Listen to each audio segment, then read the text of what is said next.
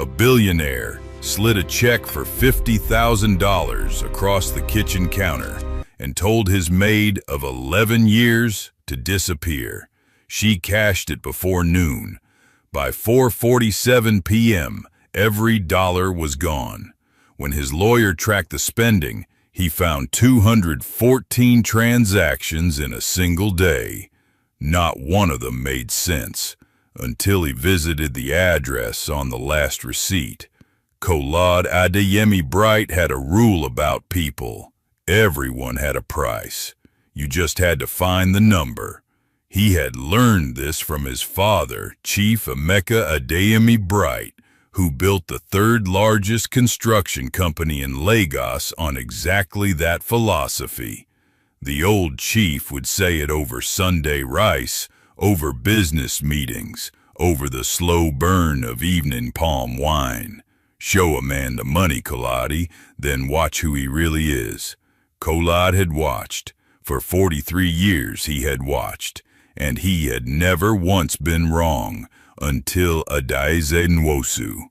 She had come to him through a placement agency in March of 2013.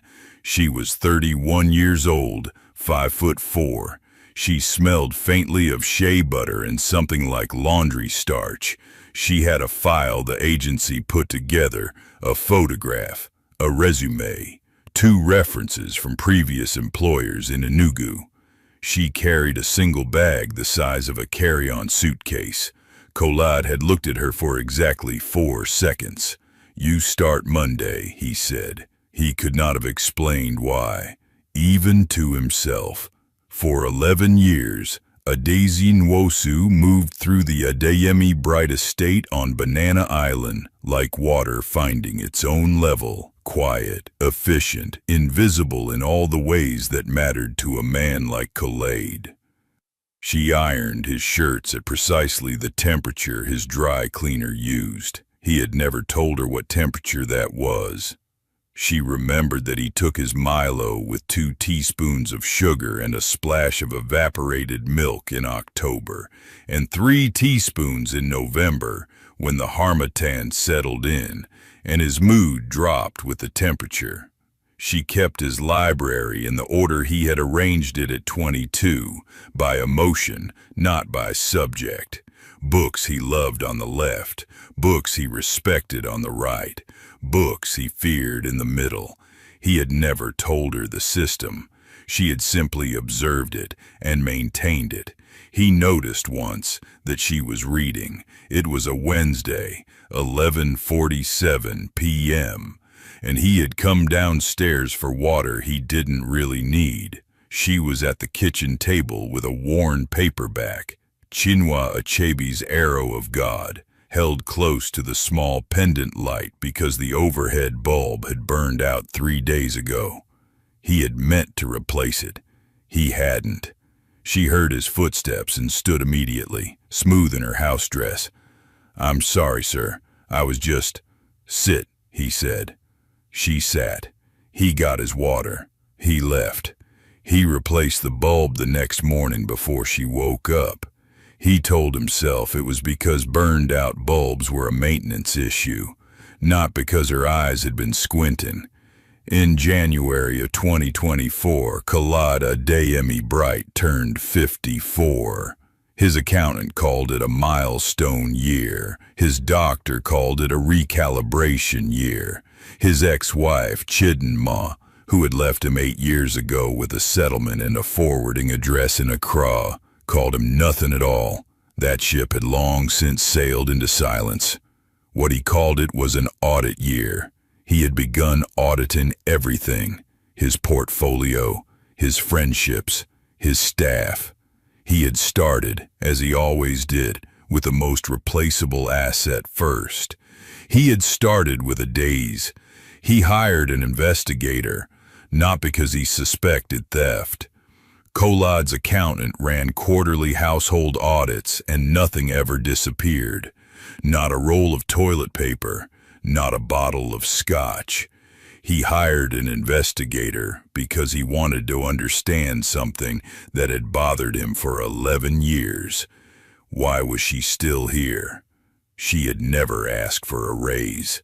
She had never asked for time off beyond the 2 weeks of annual leave written into her contract. She had never complained. She had never pushed. She had never asked for anything. That, to Colada Ademi Bright, was the most suspicious behavior possible. The investigator's name was Tobena Okoro, and he had worked for Khalad's family for 20 years. His report came back in 3 weeks, 17 pages. Adaeze Nwosu, born February 19, 1982, in Nnewi, Anambra State. Father, Chukwuemeka Nwosu, retired civil servant, deceased 2009. Mother, Ngozi Nwosu, market trader, deceased 2017. No husband, no children, no record of any. 1 room in a shared apartment in Lekki Phase 2 that she maintained during her 2 weeks of annual leave. Rent, 85,000 naira per month, paid faithfully every first of the month from a Zenith Bank account. Balance in that account as of the report date, 2,340,000 naira. Approximately $1,560 at the current exchange rate. 11 years of work, 1 small room. Just enough savings to survive 6 months without income.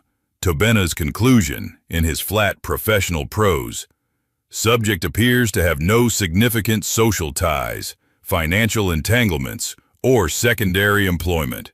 She appears to live almost entirely within the property and to spend very little. There is nothing of concern here. Kolade read the report 3 times. Something about her stopped him cold. She was not saving for anything. She was not building toward anything. She was not scheming, not leveraging, not positioning.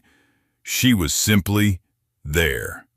And that meant, by his father's logic, by every lesson his life had taught him, that something was wrong. Either she was too simple to want more, or she was patient in a way he had never encountered. He needed to know which. He made his decision on a Tuesday morning in March. He had been staring at the figure in his head for a week. $50,000. USD. Enough for a woman like Adaeze to live for a decade in Lagos without working.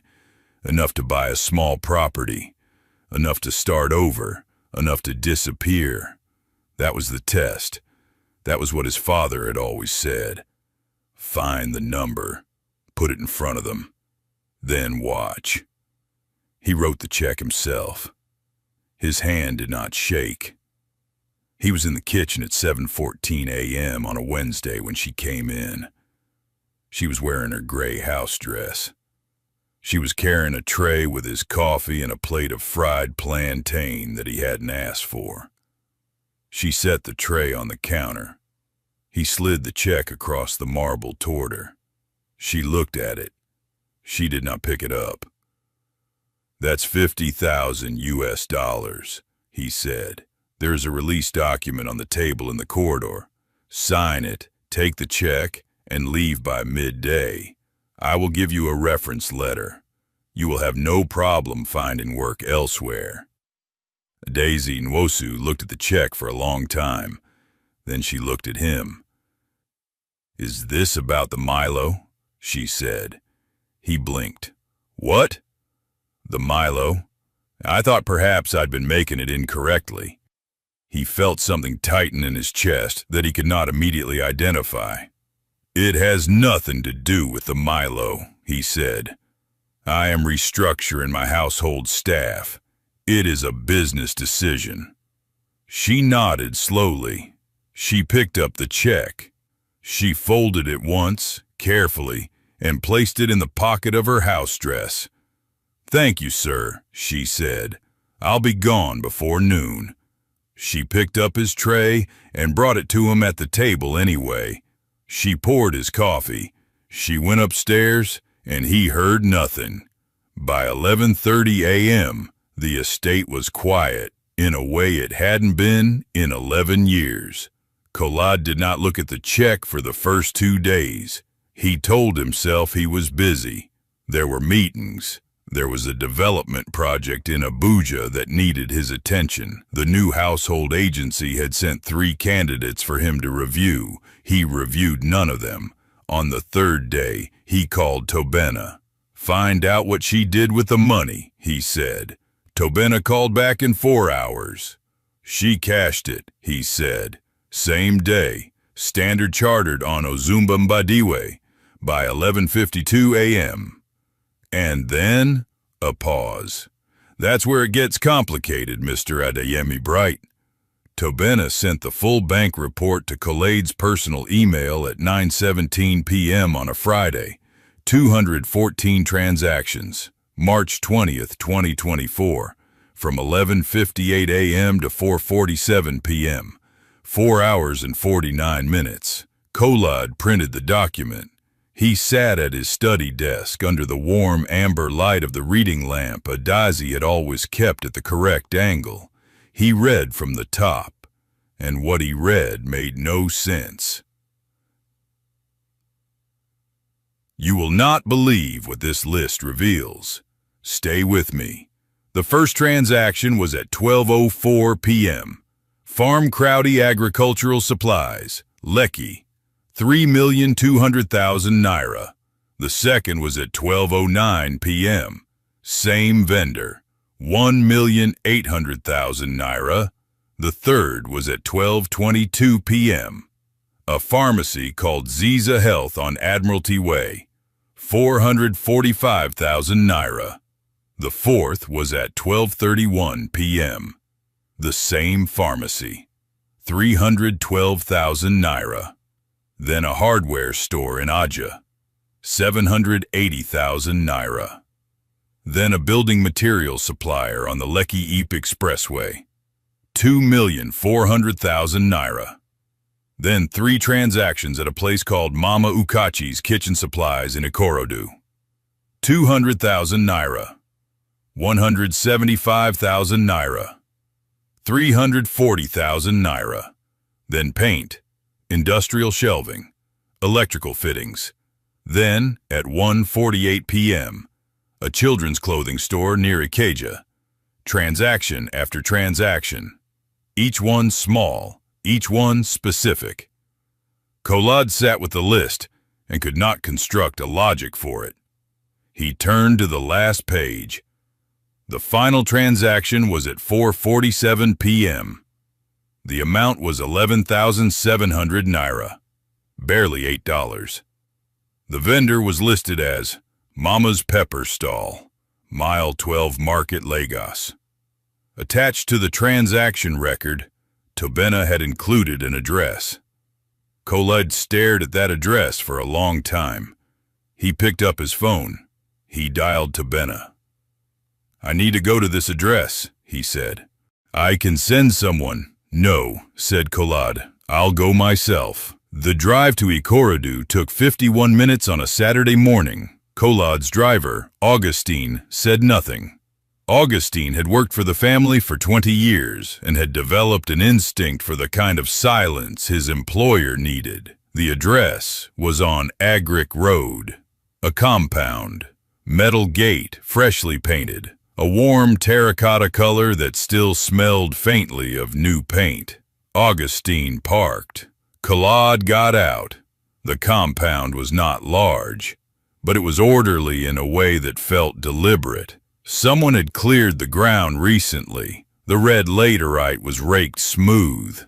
There were young plantain suckers in rows along one wall, just planted, their roots still new in the earth. 3 industrial shelving units stood under a zinc canopy to the right, loaded with labeled jars and sealed containers.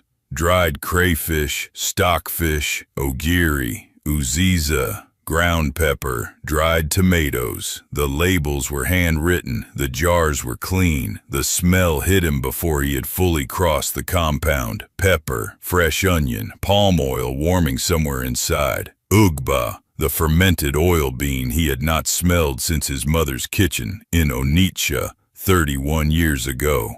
A child ran across the compound, a small boy, maybe 4 years old, in small canvas shoes, and disappeared through a doorway without noticing him. Then Adaeze Nwosu came through the same door. She was not in her gray house dress. She was wearing a deep Ankara wrapper, rust and gold, knotted at the waist. Her hair was out, loose natural coils he had never seen before. She looked younger, or perhaps she had always looked this way, and he had never had occasion to see it. She stopped when she saw him. She did not look surprised. She looked like someone who had been expecting a visitor and was only uncertain about the timing.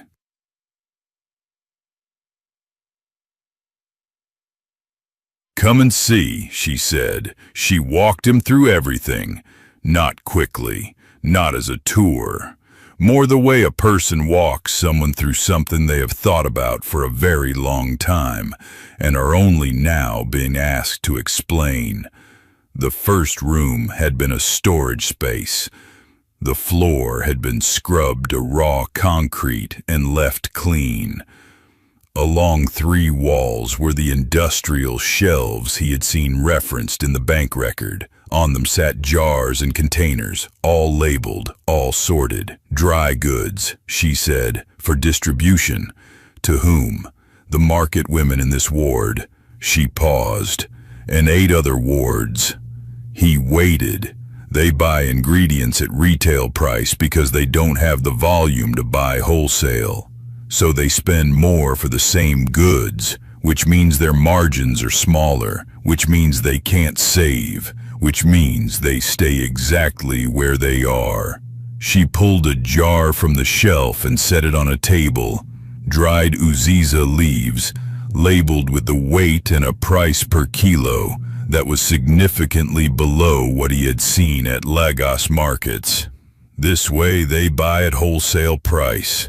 The suppliers I contacted, the ones on Lekki Ep Expressway, they agreed to the arrangement because I am buying in bulk. The women buy from here instead of the open market." "You negotiated wholesale contracts," he said, "in one afternoon." "I have been thinking about the contracts for 3 years," she said. "I just needed the capital." She did not say this with pride. She said it like a person stayed in the position of a chair in a room. She walked him to the second room. It smelled of antiseptic. The shelves here held different containers: medicines, bandages, wound care supplies, a blood pressure monitor, a glucose meter, 3 cold packs. "The women in the market don't go to the hospital," she said. "The transport cost alone is 3 days of income, so they manage blood pressure with prayer. They manage infections until the infections manage them." She gestured at the shelves. "I sourced from Ziza Health, wholesale rates for NGO equivalent purchasing, basic medication, OTC, blood pressure monitoring once a week, done by a retired nurse named Sister Josephine, who agreed to come twice a week for a fee." Kolayde said nothing. He was looking at the glucose monitor. His mother had died of complications from unmanaged type 2 diabetes. She had been a market woman for 40 years. She had managed her condition with prayer. He looked away from the glucose monitor. She took him to the third space, a room with low tables and small chairs. The kind of chairs that belong to children between the ages of 3 and 7. This was where the sound was coming from. 6 children, all small, all focused on different things. Coloring, stacking wooden blocks. One small girl asleep on a mat in the corner with a stuffed rabbit tucked under her chin. "The market women have no one to watch their children," Adaz said, "so they bring them to the stall. and the children sit in the heat and breathe pepper dust all day. Or they leave them at home with whoever is available, which is sometimes nobody. She paused. This room is open from 6 in the morning until 7 in the evening. It is supervised by 2 women from this compound who are paid a daily rate. You hired staff. 2 women who had no income, yes.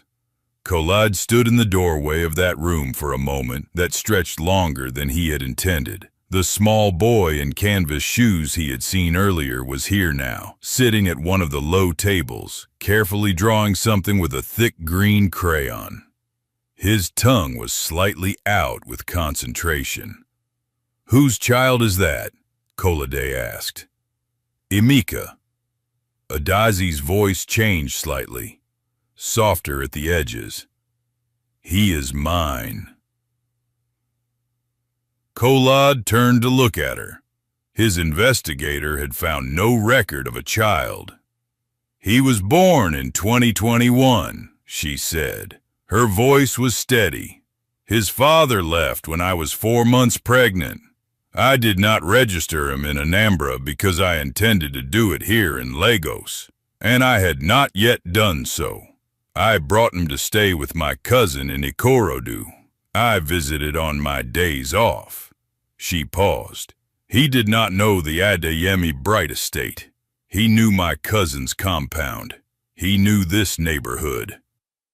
Koladi understood then, the single rented room in Lekki Phase 2, the savings that never grew, the money going somewhere Tabena's investigation had never thought to find. The money had been going to Emeka. He came back 2 weeks later.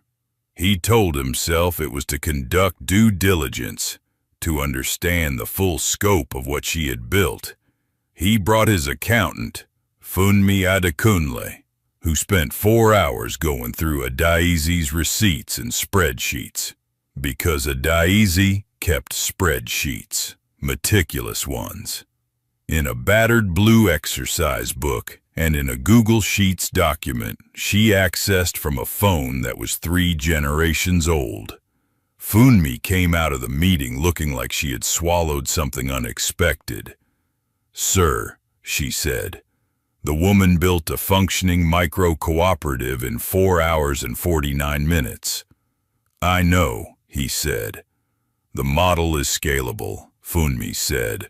"The cost structure is efficient. The supplier contracts are favorable. The child care component alone fills a documented gap that 6 NGOs in this state have failed to address for 7 years. She paused. She financed all of this for $50,000. "I know," he said again. "She's missing one thing," Funmi said. "What?" "Legal registration. If this grows, and it will grow, she needs a registered entity to protect herself and the women in the network." Collade looked at the compound, at the painted gate, at the plantain suckers lined up along the wall. "Set it up," he said. Funmi blinked. "Sir?" "Whatever she needs to register, legal fees, government filings, company secretarial, whatever it takes. Do it. Bill it to me." "And the business structure?" "Ask her," he said. "It's her business." He did not tell Adaze what he had instructed. He let Funmi make the call. He sat in his car outside the compound and looked at the terracotta gate and tried to identify what he was feeling. It was not guilt, exactly. He was not a man who dealt easily in guilt. It was something closer to revision, the slow, uncomfortable movement of a belief that had been fixed in place for decades, beginning to shift. He had given her $50,000 to find her price, to watch her take the money and become what people with nothing always became when you handed them something. Smaller, faster, more afraid. That was what his father had promised. That was what decades of transactions had confirmed. She had taken the money and built a system. She had taken a test designed to diminish her and turned it into a foundation. He was the one who had calculated wrong. The legal registration was completed in 6 weeks. The entity was called Uzochi Women's Cooperative Society Limited, Uzochi meaning good road in Igbo, a name Adazi chose herself when Funmi asked. Kolad did not attend the registration. He sent Funmi and a junior associate from his legal team. But he did something else. He called Emmanuel Dike Obasi, who ran the Lagos State Market Traders Association, a man Kolad had done business with for 15 years. "I need you to know something," Kolad said. "There's a woman in Ikorodu. Her name is Adaize Nwosu. She runs a cooperative. She is doing something real. I want you to connect her with whoever needs to know about her." Emmanuel was quiet for a moment. "You vouching for her?" "Yes," Kolad said. He had not used that word about another person in longer than he could remember. "Yes, I am." The second call was to Dr. Bimpe Adesanya at the Lagos State Primary Healthcare Development Board. The third was to Adaize herself. She picked up on the second ring. "The cooperative has legal standing," he said. "You'll have the documents by Friday." A pause. "Thank you, sir," she said. "Stop calling me sir," he said. "You don't work for me anymore." Another pause. "You replaced the light bulb," she said. He didn't understand for a moment. Then he did. The kitchen bulb. In 2019. She had been reading with her eyes close to the light. "It was a maintenance issue," he said. "Yes," she said quietly. "It was." Visited the compound on a Tuesday afternoon 4 months later in July. The terracotta gate was the same, but the compound was different. There were now 12 shelving units under the zinc canopy. The supply inventory had tripled. The children's room had been expanded into a second space. Adaize called it the study room, for children above age 6, where a retired school teacher named Mr. Okonkwo came 3 mornings per week. There were 2 women working in the dry goods room, 3 more organizing a delivery run to markets in Agric and Owutu. The health station now ran on Tuesdays and Thursdays, with Sister Josephine joined by a young pharmacist named Chidi, who had graduated from the University of Lagos and could not find hospital placement, and was now doing something useful with his degree. Emeka was in the children's room. He did not look up when Kolad entered. He was coloring a rhinoceros with a brown crayon, but he had changed its stripes to purple. He did not seem to think this required any justification. "What is that?" Kolad asked, crouching. "A rhinoceros," said Emeka, without looking up. "Rhinoceroses are not purple." "Mine is," said Emeka. Kolad straightened. Adaize had come to stand beside him. She smelled of pepper and something warm. "He has opinions," she said. "I can see that." They stood there for a moment in the small, bright room, the sound of children's movement around them, crayons on paper, the soft thud of wooden blocks. "I still don't understand one thing," Kolad said. "What?" "The last transaction, 11,700 naira. Mama's pepper stall at mile 12. Adaize smiled. It was the first full smile he had ever seen from her. It changed the entire geometry of her face. "The groundwork," she said. "I needed to know the going price for Tatash pepper in the market on that day. Before I set the cooperative's wholesale buying price for the week, I couldn't set the price without knowing the baseline." "You spend $8 to do a price survey." "Yes." At 4:47 p.m. I was almost out of time before the markets closed. He looked at her. She looked at him. 2 people who should not have had anything to say to each other, standing in a room that had been built from a test he had designed to prove her small. "You knew what the money was," he said, "when I gave it to you." She considered this carefully before answering. "I knew what you believed it was," she said. "A price. An end." She paused. "I decided it was a beginning." Uzochi Women's Cooperative Society expanded to 3 Lagos wards by December 2024. By March of 2025, 1 year after the day of the 214 transactions, it had reached 11 wards across Lagos mainland and island. The cooperative's wholesale network serviced 340 market women. The health station model had been replicated in 4 sites, with Dr. Adesanya's board providing partial funding through a pilot partnership that FundMe had helped negotiate. The child care component was being studied by a team from the University of Lagos's Department of Urban Studies as a case model for informal sector child care infrastructure. None of this was reported in newspapers. None of it trended on social media. It happened the way most important things happen. Quietly, completely, person by person. The Lagos State Market Traders Association formally recognized Uzochi Women's Cooperative at their annual convention in October 2025. Adaeze Nwosu stood at a podium in a hall in Victoria Island in a deep green lace agbada and spoke for 7 minutes about wholesale cost structures, community health access, and the mathematics of survival. She did not tell her story. She presented data. The women in the room understood what the data meant because many of them were living inside it. When she finished, the applause lasted longer than 7 minutes. Kool-Aid sat in the 3rd row. He had not told her he was coming. He had bought a ticket like everyone else and sat in a seat with no nameplate and applauded until his palms were warm. Afterward, he found her in the corridor outside the main hall. She looked at him with no particular surprise. "You should have told me you were attending," she said. "I would have saved you a seat." From the room, she understood what he meant. "Come and have coffee," she said. They sat in a hotel cafe on Kofo Abayomi Street.